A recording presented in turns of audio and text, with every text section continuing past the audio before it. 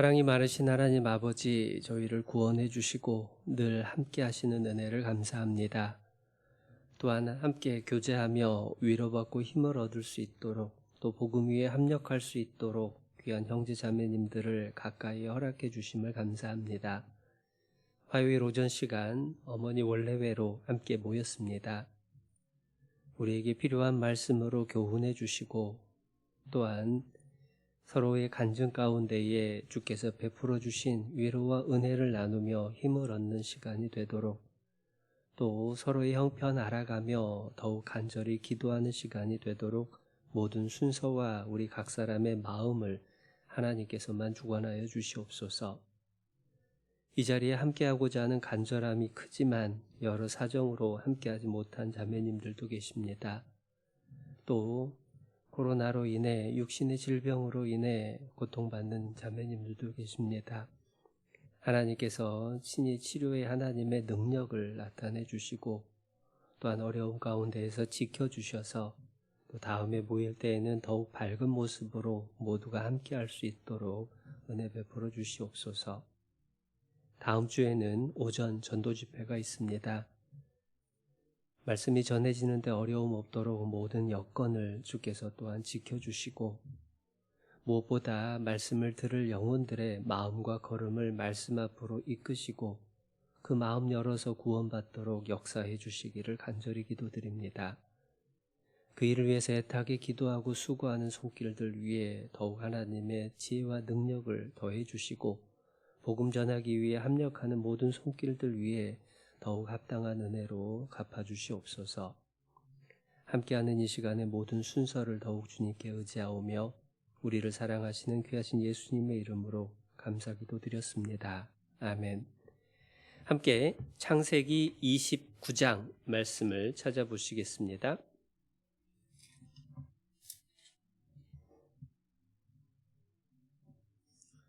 창세기 29장 16절 말씀입니다. 창세기 29장 16절 17절 말씀. 라반이 두 딸이 있으니 형의 이름은 레아요 아우의 이름은 라헬이라. 레아는 알력이 부족하고 라헬은 곱고 아리따우니. 네, 인사드리겠습니다. 안녕하십니까? 네, 반갑습니다. 네. 근데 진짜로 사정들이 많으신가 봐요. 워낙에 확진자가 많이 나오니까 우리 가운데에서도 확진으로 인해서 좀 힘든 시간들 겪는 분들 계시는데요. 또 기억하고 또 같이 기도해 주셨으면 좋겠습니다. 계속해서 어머니 모임 시간에 성경에 나와 있는 여성 인물들을 통해서 함께 교훈을 받고 있는데요. 오늘은 레아에 대해서 같이 함께 말씀 배우고자 합니다. 야곱의 두 아내가 레아와 라헬이었잖아요. 그래서 지난번에 라헬에 대해서 설명을 드렸었기 때문에 오늘은 레아에 대해서 말씀을 찾아보게 됩니다. 레아가 언니인데 왜 나중이냐? 성경에 기록된 순서가 라헬이 먼저 등장을 하니까 라헬을 먼저 설명을 드렸고요. 오늘은 레아에 대한 말씀을 찾아본 겁니다. 16절 17절에 이 레아에 대한 소개가 나와 있는데, 첫 번째는 레아가 큰딸이다 라는 설명이고요. 그리고 이어지는 레아에 대한 소개가 17절에 레아는 알력이 부족하고 라고 설명을 합니다. 안력이라고 되어 있으니까 눈이 나빴다라고 하는 걸 먼저 떠올리게 되죠. 안경이 없던 시절에 눈이 나쁘면 어떻게 될까요? 뭔가를 볼 때에 조금이라도 좀 뚜렷하게 보려고 인상을 찡그릴 수밖에 없습니다. 그러니까 아무래도 얼굴이 좀 좋은 인상이기는 어려운 그러한 모습이 알력이 약하다라고 얘기를 할 수 있을 겁니다. 그런데 우리말로 번역할 때에는 이 시력의 개념처럼 이렇게 설명이 됐지만, 히브리어 아인이라고 하는 단어의 뜻을 찾아보면 실은 얼굴이나 모양에 대한 의미까지도 포함이 돼 있다라고 합니다. 그러니까 별로 안 예뻤다라고 하는 것을 이렇게 표현을 한 거예요. 그걸 어떻게 확실히 알 수 있느냐? 뒤에 있는 라헬하고 비교를 해보면 압니다. 17절에 레아는 알력이 부족하고 라헬은 곱고 아리따우니, 얼마나 차이가 컸던지 그렇게 설명을 하고 있는데, 문제는 그렇게 소개를 받았던 레아는 살 때에 어떤 마음을 가지고 살아갔을까? 얼마나 그 마음에 상처가 컸을까?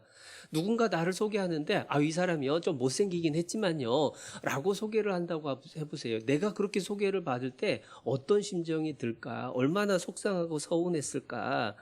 실제로 레아가 그런 삶을 살았던 게 틀림없다라는 생각을 합니다. 더더군다나 레아라고 하는 이름의 뜻이요, 일하는 사람이란 뜻입니다. 피곤할 정도로 일하는 사람이 레아예요. 그러니까 큰딸로 태어나가지고 집안일을 다 도맡아가지고 한 겁니다. 그러면서 생긴 거는 또 예쁜 모습이 없다라고 해가지고 여러 가지 서름을 받았던 겁니다. 더더군다나 결혼을 하는 과정에서도 사기 결혼의 주인공이 됐어요. 자기 의지와 상관없이 아버지가 들어가라고 하니까 어쩔 수 없이 들어가서 야곱의 아내가 된 겁니다.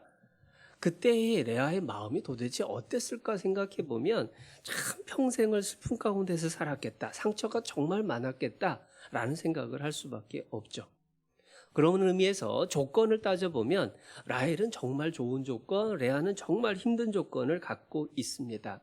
그런데 시작할 때의 조건은 완전히 극과 극인데 과연 끝날 때 나중에는 어떻게 됐을까? 지난번에 라헬 설명을 하면서 누가 더 행복했을까라는 얘기를 잠깐 해봤었습니다. 여러분, 레아와 라헬 중에 누가 더 행복했을까요?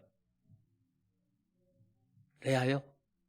남편 사랑도 못 받았고 끝까지 자식 좀 더 한 명이라도 더 낳으려고 그렇게 발버둥 쳤고, 사실 결론적으로 생각해 보면 둘 다 행복하지는 않았었던 것 같아요. 왜냐하면 두 사람 다 끝까지 아들 낳기 경쟁을 했습니다. 두 사람 다 끝까지 자기가 더 갖고 있는 것에 대해서 감사하기보다는 자기가 갖지 못한 것에 대한 욕심을 가지고 발버둥 쳤습니다. 라헬의 경우에는 그게 좀 더 심각하긴 했어요. 아들을 낳기 위해서 그렇게 애를 썼습니다. 결국은 둘째를 낳으면서 죽어가면서까지 아들의 이름을 슬픔의 아들 베노니라고 이름을 지어줬어요. 사람들이 얘기하기를 마지막에 웃는 자가 진정한 승리자다라고 이야기를 합니다. 그런 의미에서 라헬은 인생에 있어서 큰 실패를 경험한 사람이다라고 얘기를 할 수가 있습니다. 그렇다라고 해서 라헬이 행복했을까? 사실 그렇지도 않았을 게 틀림없어요. 함께 사는 남편이 항상 라헬하고만 붙어 있는 것을 보면서 행복했을 리는 없죠.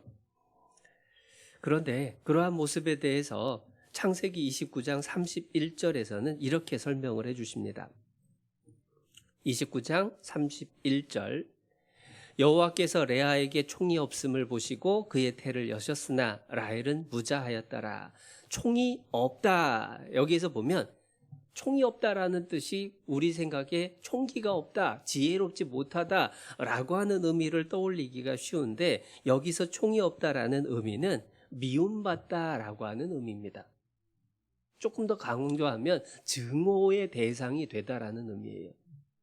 왜냐하면 야곱의 입장에서 한번 생각을 해보세요. 야곱의 입장에서는 라헬을 사랑해가지고 7년 뼈 빠지게 일했습니다. 그리고 결혼식 올리고 밤에 자고 일어났는데 딴 여자가 있는 거예요. 그것도 알력이 부족한 레아가 있는 겁니다. 야곱의 입장에서 이 레아를 보면은 기쁠 수가 없었을 거예요. 제가 예전에 어떤 사기 결혼 당한 어머님을 만났는데요. 이분은 평생 동안 자기를 속였던 남편에 대한 미움을 풀지를 못하시더라고요. 거꾸로 야곱의 입장에서는 사기 결혼 당한 이 야곱의 입장에서는 레아가 이쁠 리가 없어요. 그렇기 때문에 총이 없다라고 하는 것은 정말로 미움을 받았다라고 하는 겁니다. 그러한 삶을 시작했던 레아가 끝까지 서로 비교하고 자기 없는 것에 불평하고 더 가지려고 경쟁을 하고, 그러면서 레아와 라헬 둘 다 행복하지 못했죠. 그런데 둘 다 행복하지 못했기 때문에 문제만 있는 거냐? 여러분, 우리가 여기서 기억할 건 행복했느냐 행복하지 않았느냐가 하나님이 이 사람이 인생을 잘 살았느냐 잘못 살았느냐의 평가 기준이 될지 안 될지 그걸 생각해 봐야 돼요. 하나님 앞에 섰을 때 하나님께서 너 이 땅에 살면서 얼마나 행복하게 살았냐? 아우 너는 왜 그렇게 행복하지 못하게 살았냐? 그거 가지고 하나님이 평가하실까?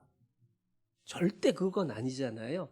하나님 앞에 섰을 때에 남는 것은 도대체 하나님 앞에서 누가 하나님 뜻대로 살았느냐, 영원한 천국에서 누가 남을 삶을, 누가 천국에서 영광을 받을 수 있는 삶을 살았느냐, 그게 하나님이 훨씬 더 관심을 두고 있는 거죠.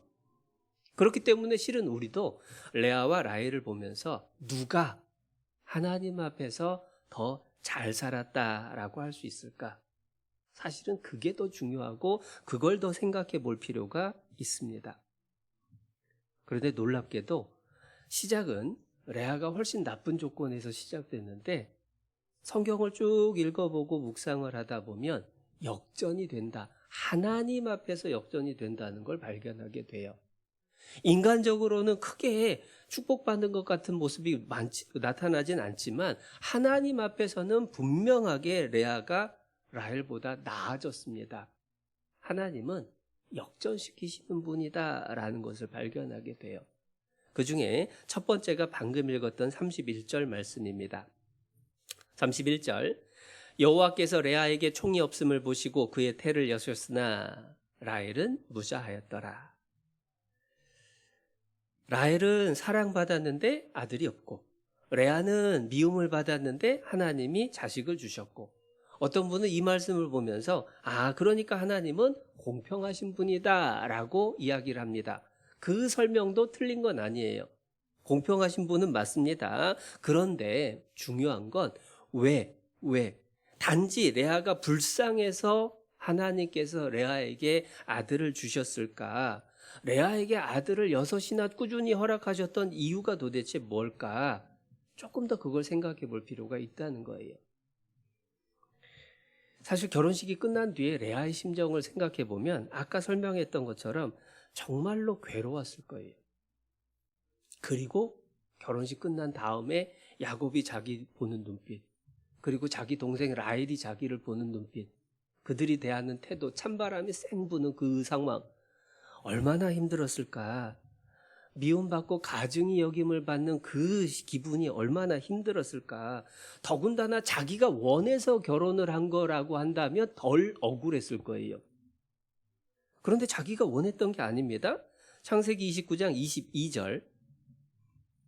22절 라반이 그곳 사람을 다 모아 잔치하고 저녁에 그 딸 레아를 야곱에게로 데려가매 야곱이 그에게로 들어가니라. 라반이 레아를 데려가매. 가부장적 사회에서요, 아버지가 너 들어가라고 하면 들어가야 되는 거예요. 레아가 원했던 게 아니라 아버지가 시집을 보낸 겁니다. 너 들어가라고. 사기 결혼을 아버지가 억지로 시켜서 자기가 그 상황에 처했습니다. 하루하루가 눈물의 연속이었을 거란 생각을 하게 되죠. 그런데 도대체 어떻게 그 힘든 시간을 견뎠을까? 그걸 우리가 이해할 수 있을 쉬운 방법은 뭐냐면 내가 그 입장이었다면 한번 생각해 보면 되는 거예요. 여러분이 아버지의 강권에 의해서 아버지의 억압에 의해서 어쩔 수 없이 사기 결혼의 주인공이 됐습니다. 상대방에게 아주 그냥 냉소를 받습니다. 집안이 찬바람이 쌩쌩 부는데 여러분 같으면 그때 어떻게 하시겠습니까? 도망가 버릴까? 한숨만 푹 쉬면서 나 같은 건 원래 이렇게밖에 안 돼 하면서 탄식하면서 원망하고만 있을까요? 아니면 도끼를 품고 내가 기어이 남편의 사랑을 빼앗아야 되겠다 그 생각했을까요? 요즘 같은 세상이었으면 아마 당장 이혼하고 도망가 버렸을 겁니다. 그런데 레아가 과연 그런 마음으로 하루하루를 보내고 있었다라고 한다면 하나님께서 불쌍히 여기셨을까요? 불쌍히 여기지 않으셨을까요? 원망하고 불평하고 한숨 쉬고 나 같은 건 살아서 뭐해 하면서 자책하고 그렇게 고통만 당하고 힘들어만 하고 있었다면 하나님이 과연 레아를 보고 불쌍히 여기시고 아들을 얻게 해주셨을까? 31절 말씀이 오늘 굉장히 중요한데요. 31절 말씀. 여호와께서 레아에게 총이 없음을 보시고 그의 태를 여셨으나. 아마 하나님이 레아의 모습을 보셨다라고 하는 것 속에서 알 수 있는 건 뭐냐면 레아가 야곱의 하나님께 간절히 매달렸을 거다라는 것을 짐작할 수 있다는 거예요. 그런데 이게 상상이면 안 되잖아요. 성경 속에서 무언가 그것을 뒷받침할 만한 그러한 이유가 있어야 되잖아요. 그런데 그걸 확인해 볼 수 있는 말씀이 29장 33절입니다. 33절. 그가 다시 잉태하여 아들을 낳고 가로되 여호와께서 나의 총이 없음을 들으셨으므로 내게 이도 주셨도다 하고 그 이름을 시므온이라 하였으며. 레아는요 하나님께 기도한 거예요.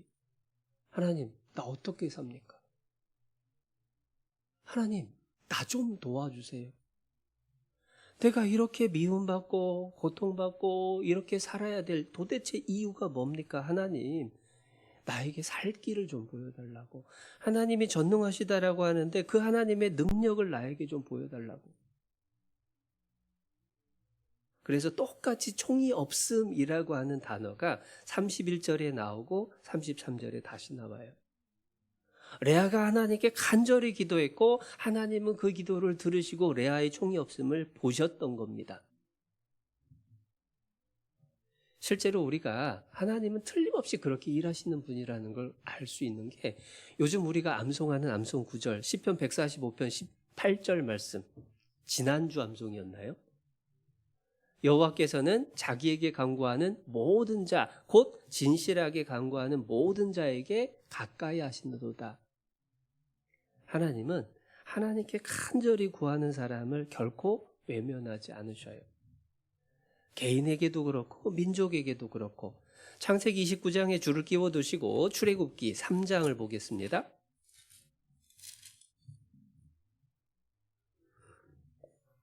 출애굽기 3장 7절.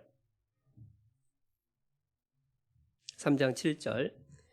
여호와께서 가라사대 내가 애굽에 있는 내 백성의 고통을 정령이 보고 그들이 그 간역자로 인하여 부르짖음을 듣고 그 우고를 알고 내가 내려와서 그들을 애굽인의 손에서 건져내고 그들을 그 땅에서 인도하여 아름답고 광대한 땅, 젖과 꿀이 흐르는 땅, 곧 가나안 족속, 헷 족속, 아모리 족속, 브리스 족속, 히위 족속, 여부스 족속의 지방에 이르려 하노라. 2절 말씀 속에서 동사가 7번 나오는데요. 그런데 보고, 듣고, 알고, 내려와서 건져내고, 인도하여 이르게 하리라. 그게 하나님이 하시는 일인데 보고, 듣고의 순서로 나왔잖아요. 그런데 하나님이 먼저 보셨다는 걸까? 9절을 보면 또 이렇게 말씀을 하시죠. 이제 이스라엘 자손의 부르짖음이 내게 달하고 애굽 사람이 그들을 괴롭게 하는 학대도 내가 보았으니. 또 9절에서는 듣는 게 먼저고 보는 게 다음으로 설명을 하셨어요. 결국은 하나님께서는 간절히 부르짖는 사람을 보셔요. 거의 부르짖자마자 보시는 겁니다. 동시에 이루어지는 거죠. 우리의 모든 형편을 아시는 하나님께서 우리가 부르짖는 것들을 들으시고 보시고 그리고 그것에 대한 답을 주시는 거예요. 더더군다나 레아가 하나님께 간절히 부르짖고 하나님을 의지했을 거라는 걸 어떻게 또 확신할 수 있을까? 다시 29장 돌아가 보면요. 레아가 아들을 낳을 때마다 지은 이름을 보면 압니다. 창세기 29장 32절. 레아가 잉태하여 아들을 낳고 그 이름을 루벤이라 하여 가로되 여호와께서 나의 괴로움을 권고하셨으니 이제는 내 남편이 나를 사랑하리로다 하였더라. 그가 다시 잉태하여 아들을 낳고 가로되 여호와께서 나의 총이 없음을 들으셨으므로 내게 이도 주셨도다 하고 그 이름을 시몬이라 하였으며 그가 또 잉태하여 아들을 낳고 가로되 내가 그에게 새 아들을 낳았으니 내 남편이 지금부터 나와 연합하리로다 하고 그 이름을 레위라 하였으며 그가 또 잉태하여 아들을 낳고 가로되 내가 이제는 여호와를 찬송하리로다 하고 이로 인하여 그가 그 이름을 유다라 하였고 그의 생산이 멈추었더라. 루벤이라고 하는 이름은 보라 아들이다 라는 뜻입니다. 그런데 하나님이 자기 괴로움을 권고하고 아들을 주셨다. 33절에서 그 시몬을 낳았을 때도 하나님이 들으셨기 때문에 주셨다라고 하고 레위를 낳았을 때 이만 빠지고 그 다음 유다를 낳았을 때도 하나님을 찬송한다라고 하죠. 그리고 이어서 레아의 시녀가 아들을 낳는데 창세기 30장 11절입니다. 30장 11절 레아가 가로되 복되도다 하고 그 이름을 갓이라 하였으며 레아의 시녀 실바가 둘째 아들을 야곱에게 낳음에 레아가 가로되 기쁘도다 모든 딸들이 나를 기쁜 자라 하리로다 하고 그 이름을 아셀이라 하였더라. 그리고 끝까지 한번 찾아보고 설명드릴게요. 18절 레아가 가로되 내가 내 시녀를 남편에게 주었으므로 하나님이 내게 그 값을 주셨다 하고 그 이름을 이사갈이라 하였으며 레아가 다시 잉태하여 여섯째 아들을 야곱에게 낳은지라 레아가 가로되 하나님이 내게 후한 선물을 주시도다. 내가 남편에게 여섯 아들을 낳았으니 이제는 그가 나와 함께 거하리라 하고 그 이름을 스불론이라 하였으며 그 후에 그가 딸을 낳고 그 이름을 디나라 하였더라. 이 레아가 직접 낳은 아들이 여섯 딸이 하나 그리고 시녀를 통해서 낳은 아들이 둘인데요. 이 아들을 낳을 때마다 레아가 한 얘기하고 그 이름의 뜻을 쭉 적어놓고 그리고 그것을 연결해서 읽어보면 이렇게 연결이 됩니다. 보라 아들이다. 하나님께서 들으셨다. 나와 연합해서 주님께 찬송할 것이며 이것이 내게 참된 복이고 기쁨이 된다. 하나님의 은혜의 값으로 함께 거할 것이라. 심판이 이를 때까지. 디나라는 이름이 심판이라는 뜻이거든요. 대부분의 이름은 이름의 설명이 그냥 성경에 그대로 나와 있기 때문에 적어놓고 연결해 보면 딱 이렇게 나와요.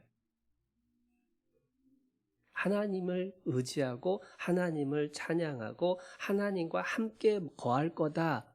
주님의 심판이 이 땅에 임할 때까지 끝까지 함께 하겠다라고 하는 게 자녀들의 이름을 통해서 쭉 이어지죠. 그리고 반복되는 표현이 하나님, 여호와 계속 반복이 되죠. 레아의 삶 속에서 하나님이 빠질 수가 없었던 겁니다. 자식의 이름을 짓는 때는 굉장히 중요한 의미를 담죠. 구원받은 형제자매님들이 교회 안에서 결혼을 해가지고 자녀를 낳았을 때 이름을 보면은 자주 쓰이는 단어가 보통 예자하고 하자하고 찬자하고 뭐 이런 몇 가지 글자 있습니다. 왜 그렇게 하죠? 예수님 생각하고 하나님 생각하고 찬양을 하고 진리를 마음에 담고 여러 가지 그 반복되는 표현 속에서 자녀들이 어떻게 살았으면 좋겠다, 내 마음 속에서 무엇을 기억하고 싶다, 그것을 담아 놓은 거잖아요. 그러니까 레아는 동생하고 아들 낳기 경쟁을 하는 속에서 붙들었던 게 뭐냐면 하나님을 붙들었던 거예요. 하나님 나 좀 도와달라고. 야곱을 만난 후에 야곱이 섬겼던 그분의 하나님을 믿고 섬겼던 라헬의 모습. 우리에게도 마찬가지로 그게 교훈이 되죠. 베드로 전서 한번 찾아보겠습니다. 베드로 전서 5장. 우리에게도 많은 근심과 어려움들이 계속해서 주어지지만 어떻게 해야 될까 찾아봅니다. 베드로 전서 5장 7절.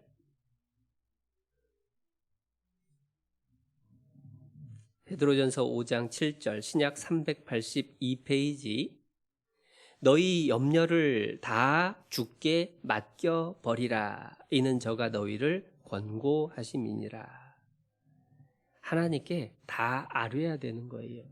하나님을 의지하고 그분께 부르짖고 그분께 모든 염려를 맡겨버리고 그러면 하나님이 다 들으시고 응답하시고 도와주시는 것들을 약속해 주셨습니다. 레아에게 그렇게 하셨고 우리에게도 그렇게 하실 게 틀림없죠. 레아가 하나님을 더 의지하고 부르짖었을 거다라는 것이 더 확실해지는 이유도 또 있습니다. 그게 뭐냐면 라헬은 아들 낳을 때 어떻게 이름 지었나 그걸 비교를 해보면 레아가 하나님을 얼마나 의지했는지가 더 뚜렷해지죠. 창세기 30장 돌아와 보겠습니다.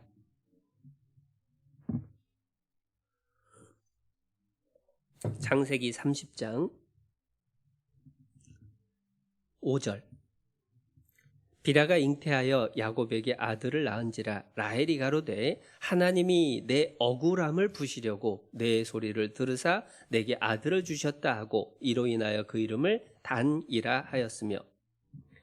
그리고 8절. 라헬이 가로되 내가 형과 크게 경쟁하여 이겼다 하고 그 이름을 납달리라 하였더라. 그리고 뒤로 가서 23절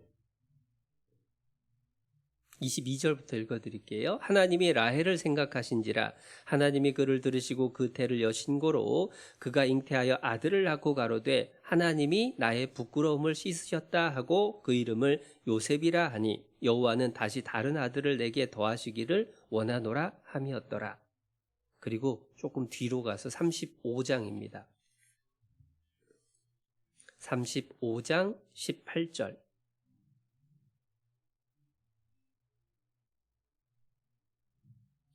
그가 죽기에 임하여 그 혼이 떠나려 할 때에 아들의 이름은 베노니라 불렀으니 그 아비가 그를 베냐민이라 불렀더라. 베노니라는 건 슬픔의 아들이라는 뜻입니다. 그런데 라헬이 자식 이름 지은 것들을 또 마찬가지로 종이에 적어놓고 연결해서 읽어보면 이렇게 연결이 돼요. 하나님이 내 억울함을 풀어주셨지만 나는 경쟁을 계속하고 있다. 경쟁에서 이기고 싶다. 하나님이 내게 아들을 더해 주시기를 바란다. 그런데 주어진 아들은 슬픔의 아들이었다. 하나님께 기도하기는 했지만 목적이 뭐냐면 찬양하고 감사하고 기뻐하는 건 없어요. 이름에. 경쟁하는 것만 계속 담아요. 경쟁하길 원하고 더해주길 바라고. 그러니까 하나님께 기도를 하지만은 라헬의 모습에서는 자기가 높아지고 싶은 욕심에서 기도했다라는 것들을 발견을 하게 되는 거예요. 더더군다나 라헬은요, 그 모든 상황 속에서 하나님께 간구하기보다는 사람의 생각과 방법을 더 굳게 붙들었었죠. 그래서 아들을 낳지 못하는 아픔 속에서 야곱을 닥달했어요. 하나님께 간구하기보다. 그 모습이 지난번에도 찾아봤지만 30장 1절입니다. 창세기 30장 1절. 라헬이 자기가 야곱에게 아들을 낳지 못함을 보고 그 형을 투기하여 야곱에게 이르되 나로 자식을 낳게 하라. 그렇지 아니하면 내가 죽겠노라. 하나님께 기도하는 법이 없죠. 야곱한테 따지는 거예요. 나 자식 낳게 해달라고. 당신이 책임지라고. 아니면 나 죽어버리겠다고. 야곱이 화를 내면서 말하는 내용이 2절이죠. 야곱이 라헬에게 노를 바라여 가로되 그대로 성태치 못하게 하시는 이는 하나님이시니 내가 하나님을 대신하겠느냐? 하나님이 허락해 주셔야 된다. 이 얘기를 했으면 라헬 어떻게 해야 될까요? 한나가 그랬던 것처럼 하나님께 기도했어야죠. 하나님, 제발 나에게도 아들을 좀 달라고. 그런데 하나님께 아뢰야 되는 거 아니냐? 하나님이 주관하시는 일이다 라는 얘기를 듣고 라헬이 한 일이 3절이에요. 라헬이 가로되 나의 여종 비라에게로 들어가라. 여종을 줘서 그 여종을 통해서 아들을 얻기를 원했던 거예요. 끝까지 인간적인 방법을 붙들죠. 그리고 그것도 모자라서 아버지 집에서 나올 때 아버지의 드라빔을 훔쳐서 나옵니다. 휴대용 우상을 붙들고 나오죠. 야곱의 하나님을 믿고 따르고 그분께 매달리기보다는 인간적인 방법과 우상에게 빌었던 그러한 마음들을 버리지 못했던 사람이 라헬인 거예요. 똑같이 자식을 못 낳았지만은 어머니 리브가, 야곱의 어머니 리브가는 이삭이 기도를 해줬습니다. 한나는 사무엘을 낳기까지 눈물로 기도를 했습니다. 그런데 안타깝게도 라헬은 그렇지 못했다라는 거예요. 거기에서 레아하고 라헬의 차이가 생겨나기 시작했습니다. 레아는 하나님께 간구하고 응답을 받았어요. 그런데 왜 레아가 하나님께 그렇게 간절히 매달리게 됐느냐? 사실은 그게 중요합니다. 왜 레아가 하나님께 그렇게 간절히 매달렸죠? 자기에게 있는 부족함, 단점, 자기가 겪고 있는 슬픔과 아픔, 그게 하나님을 붙들게 만들어준 거예요. 그렇기 때문에 오늘 내가 갖고 있는 부족함과 불리함이 결코 내일의 실패를 말하는 건 아니다라는 겁니다. 하나님은 역전시켜 주신다니까요. 그 단점 때문에, 그 부족한 것 때문에 하나님께 더 매달리게 됐고 하나님께서 더 큰 것으로 갚아주신다라는 겁니다. 고린도 후서도 찾아보시죠. 고린도 후서 12장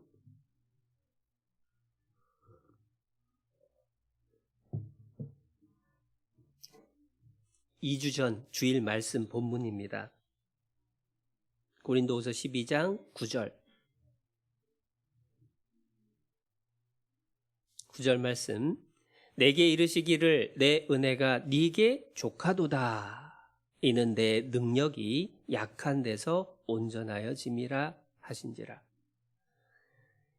바울이 너무 힘들었거든요. 육체의 가시로 인해서 고통 가운데에서 3번이나 주님 이것 좀 떠나게 해달라고 그랬더니 하나님 하시는 말씀이 내 은혜가 네게 족하도다. 내 능력이 약한 데서 온전하여짐이라.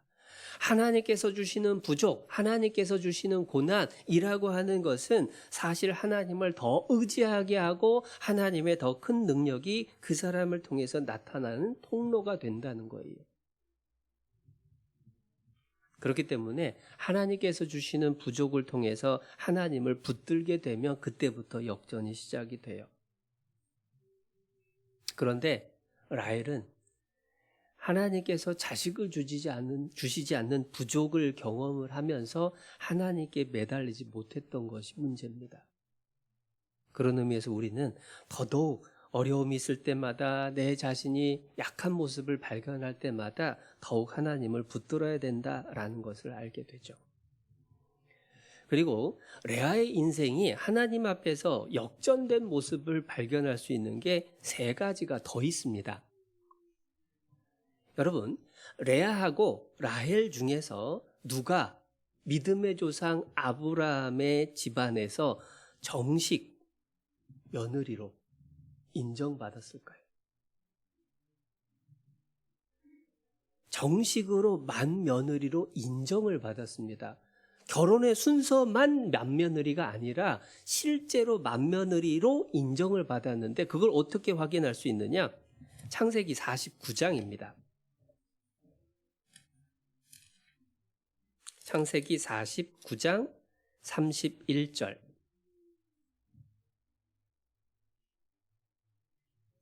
창세기 49장 31절.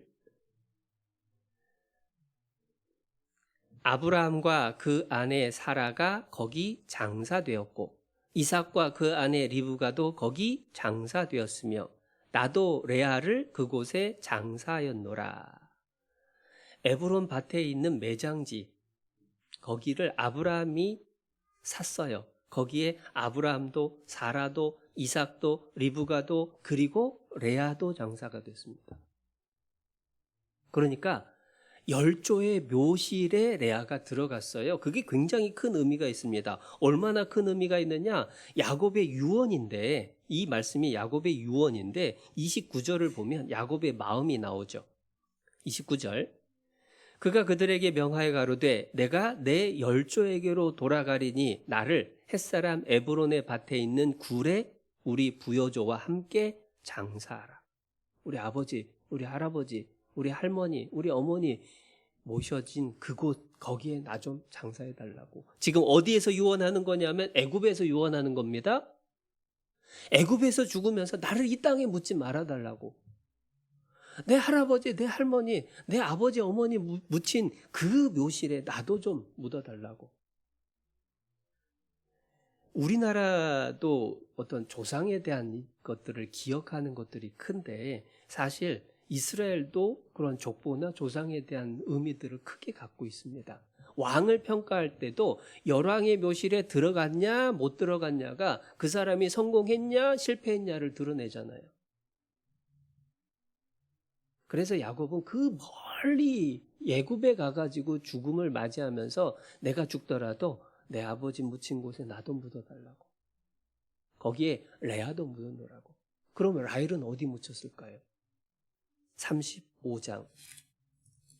창세기 35장 18절. 18절 말씀. 그가 죽기에 임하여 그 혼이 떠나려 할 때에 아들의 이름은 베논이라 불렀으나 그 아비가 그를 베냐민이라 불렀더라. 라헬이 죽음의 에브랏 곧 베들레헴 길에 장사되었고. 딴데 혼자 따로. 만약에 정말로 인정을 받았었더라면 아마 이후에라도 옮겼을 수도 있어요. 실은. 왜냐하면 요셉은 죽고 나서 400년이 지난 다음에 모세에 의해서 유고를 가져다가 이스라엘 땅으로 옮겨오잖아요. 그런 걸 보면은 라헬이 이렇게 어쩔 수 없이 그 자리에 장사했을지라도 후에라도 옮길 수도 있었을 텐데 그런 얘기가 성경에 안 나와요. 레아가 아브라함의 믿음의 조상 아브라함의 족보 위에 맏며느리로 정식으로 인정된 것이 틀림없죠. 사기 결혼의 희생자로 서럽게 결혼 생활을 시작했습니다. 남편의 사랑은커녕 미움을 받고 살았습니다. 심지어 동생과 다투면서 슬픔을 겪어야만 했습니다. 그러나 끝은 어떠냐? 아까 말씀드렸죠? 마지막에 웃는 자가 승리자라고. 그런데 끝은 레아가 훨씬 더 나았죠. 하나님은 역전하게 하시는 분이세요. 또 하나 역전시켜 주셨다라고 하는 것을 발견할 수 있는 세 번째가 뭐냐면 당시에는 여자들이 사회생활을 하기가 어려웠잖아요. 그렇기 때문에 그 여인의 삶의 성공 여부는 자식이 어떻게 됐느냐를 가지고 평가를 받기 마련입니다. 요즘하고는 많이 다르죠. 그렇다면 라헬의 자녀하고 레아의 자녀가 어떻게 됐나를 따져봐야죠. 라헬은 누구 낳았죠? 요셉하고 베냐민. 근데 요셉이 어떤 사람입니까? 아버지의 사랑을 독차지했고 장성에서는 온 민족을 가뭄에서 건져냈죠. 대단한 사람을 낳았습니다. 그러면 정말 성공한 것 같죠? 그러면 비교를 위해서 레아의 아들들을 한번 생각해 봐야 됩니다. 여러분 레아가 낳은 아들 이름 기억하셔요? 네, 르우벤, 시므온, 레위, 유다 그리고 이사갈, 스불론은 중간에 그 첩을 통해서 낳은 거고 그 다음에 갑자기 헷갈리네. 르시레유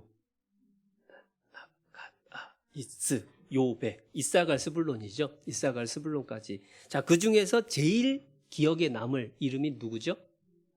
유다. 왜죠? 예수님의 족보고에 이스라엘 사람을 유대인이라고 부르는 이유도 사실은 유대인에게서 왕이 나오기 때문에 그래요. 그리고 그 유다의 족보 속에서 예수님이 태어나시죠. 마태복음에 보면은 1장에 예수님의 족보가 나오는데 거기 여자 이름이 4사람이 나옵니다. 그 4사람의 이름을 두고 이분들이 얼마나 하나님 앞에서 큰 상 받은 여인들인지를 자주 듣죠. 비록 이름은 나오지 않았지만 레아는 그 족보 위에 자기가 속해 있는 거예요. 안타깝게도 라헬은 그 족보에서 빠져 있습니다. 그런 의미에서 생각을 해보더라도 레아가 정말로 하나님 앞에서 이 땅에 사는 동안에 슬픔도 많았지만 비록 행복하진 않았을 수 있지만 하나님 앞에서는 성공한 삶을 살았구나. 결국 하나님은 레아의 삶을 역전시켜 주셨어요. 더 좋은 것으로 갚아주셨어요. 그러고 보면 하나님은 역전의 명수입니다. 사무엘상 2장을 한번 찾아보시죠. 사무엘상 2장 6절 7절입니다. 사무엘상 2장 6절 기도로 사무엘을 낳게 된 한나가 하나님께 감사 기도했던 내용 가운데 나오는 건데요. 6절 여호와는 죽이기도 하시고 살리기도 하시며 음부에 내리기도 하시고 올리기도 하시는도다. 여호와는 가난하게도 하시고 부하게도 하시며 낮추기도 하시고 높이기도 하시는도다. 모든 것이 다 하나님의 손에서 난다라는 것도 분명하지만 또 하나 중요한 게 뭐냐면 순서입니다. 순서. 죽이는 게 먼저, 살리는 게 나중. 음부에 내리는 게 먼저, 올리는 게 나중. 가난한 게 먼저, 부한 게 나중입니다. 낮추기도 하는 게 먼저, 높이는 게 나중이에요. 창세기 1장에 하나님은 하루를 정하실 때에 저녁이 되고 아침이 되니 이는 첫째 날이라. 저녁이 되고 아침이 되니 반복했죠. 우리의 상식으로는 아침이 먼저야 되는데 성경엔 항상 저녁이 먼저입니다. 죽이는 것, 낮추는 것, 슬픈 것, 고통받는 것 그게 먼저입니다. 그리고 하나님은 역전시켜서 더 좋은 것을 주시는 거예요. 우리 삶 속에서 슬프고 아프고 힘들고 괴로운 것들이 넘쳐납니까? 하나님은 곧 역전시켜 주실 거예요. 문제는 내가 하나님을 붙들어야 되겠죠. 그러한 사람에게 하나님은 반드시 갚아주신다라는 겁니다. 그리고 또 하나, 이제 역전시켜 주셨다라고 하는 것을 알 수 있는 네 번째 증거는 뭐냐면 하나님 앞에 갔을 때 어떤 모습으로 서게 될까?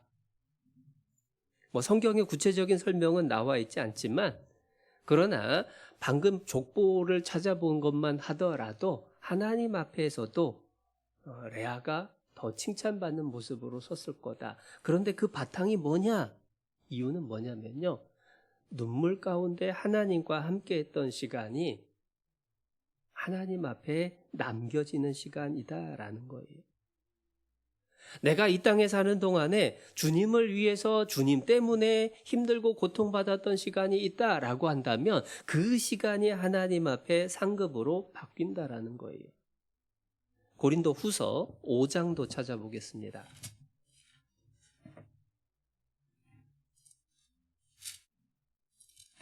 고린도 후서 5장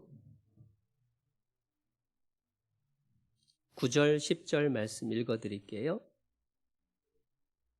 고린도후서 5장 9절 그런즉 우리는 거하든지 떠나든지 주를 기쁘시게 하는 자 되기를 힘쓰노라. 이는 우리가 다 반드시 그리스도의 심판대 앞에 드러나 각각 선악간에 그 몸으로 행한 것을 따라 받으려 함이라. 신앙생활은 어떻게든 살든지 죽든지 주님 기쁘시게 하는 그러한 삶을 살아가는 겁니다. 그 속에서 힘들고 아프고 힘들고 고통스러운 시간들도 눈물 흘리는 시간도 있습니다. 그런데 그것이 하나도 아깝지 않은 이유가 뭐냐면 구원받은 우리가 다 반드시 그리스도의 심판대 앞에 서게 돼요.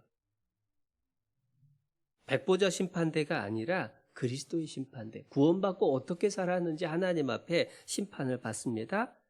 그때에 각각 선악간에 그 몸으로 행한 것을 따라 받기 위해서 그래서 사도 바울은 목숨 걸고 복음 전하러 달려다녔던 거예요. 수많은 억울한 일을 겪으면서도 잠잠할 수 있었던 겁니다. 하나님 다 갚아주신다. 그런 의미에서 주님 일하는 것, 교회에서 복음 전하기 위해서 합력하는 것, 내가 예수 믿는 것으로 인해서 고통당하는 것, 그 모든 것들은 사실은 하나님 앞에서 기뻐할 수 있는 일들인 거예요. 제가 이 말씀 볼 때마다 무슨 생각하냐면 적금 생각을 해봅니다. 여러분, 적금을 막 힘들게 허리띠 졸라매고 한 달에 막 100만 원씩 적금을 넣어요. 해가지고 3년 해가지고 내가 한 4천만 원 만들겠다고. 적금 넣으면서 한숨 쉬고 내가 왜 이 적금 넣냐 하고 막 괴로워하고 이거 때려쳐 말어 막 이런 생각할까요? 아니면 한 달 한 달 넣는 거 그거 통장에 숫자 불어나는 거 보면서 조금만 더 참자 하면서 오히려 희망과 기쁨을 갖게 될까요? 어느 쪽입니까? 적금 부으면서 한숨 쉬는 사람은 없어요. 왜요? 더 많은 걸로 돌아올 걸 알잖아요. 내가 주님을 위해서 수고하는 것 때문에, 주님 때문에 힘들어하는 것 때문에 내가 후회할 일이 없다라는 겁니다. 왜요? 더 좋은 것으로 갚아주시거든요. 레아의 삶 속에서 하나님은 모든 것들을 다 뒤집어 주셨습니다. 우리의 삶 속에서도 마찬가지로 하나님께서 이루어 주실 거예요. 다시 처음 찾았던 창세기 29장 돌아가 보겠습니다. 창세기 29장 31절. 여호와께서 레아에게 총이 없음을 보시고 그의 태를 여셨으나, 하나님은 레아에게 총이 없음을 보셨어요. 레아만 보셨을까요?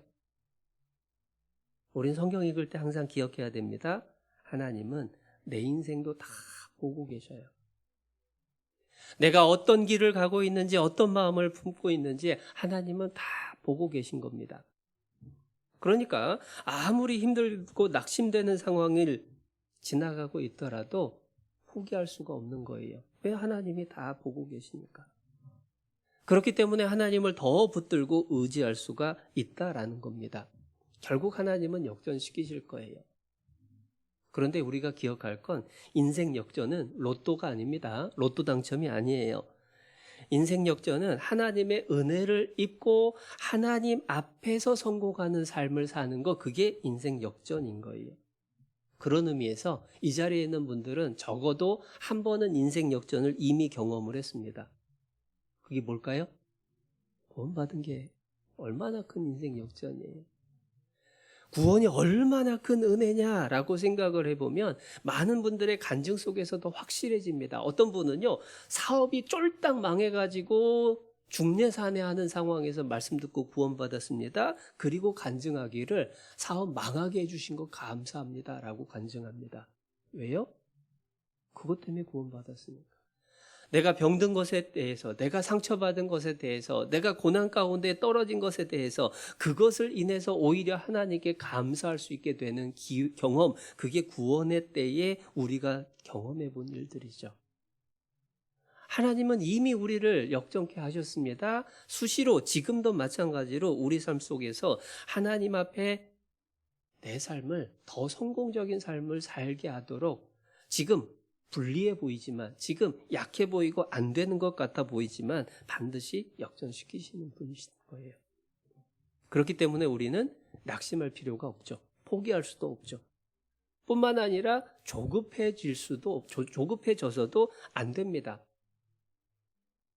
몇 년이나 이렇게 살아야 될까라고 낙심하기보다도 하나님이 언제 뒤집어 주실까라고 하는 것을 기다리는 모습이 더 합당한 모습일 거예요. 살아보게 되면 7, 80년 인생에서 몇 년이라는 시간은 사실은 그다지 긴 건 아닙니다. 당장 그 순간에 힘든 것뿐이죠. 내 자신의 인생을 돌아볼 때 그랬던 것처럼 사실은 또 우리 자녀를 바라볼 때도 그래요.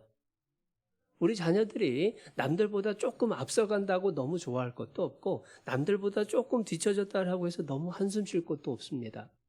세상 살아가는 것뿐만 아니라 신앙 안에서도 마찬가지입니다. 신앙 안에서 내 아들이 막 이렇게 잘 산다라고 해서 그것 가지고 물론 감사하고 찬양해야죠. 그것 가지고 그러나 으쓱할 것도 없습니다. 반대로 내 아들이 신앙 안에서 너무 멀어지는 것 같아서 눈물 흘리고 답답해하고, 그러나 그것도 너무 조급해할 필요가 없어요.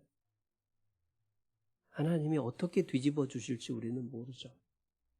여러분, 여러분의 자녀가 솔로몬이 되기를 바라셔요? 삼손이 되기를 바라셔요? 사실 둘 다 원치 않아요.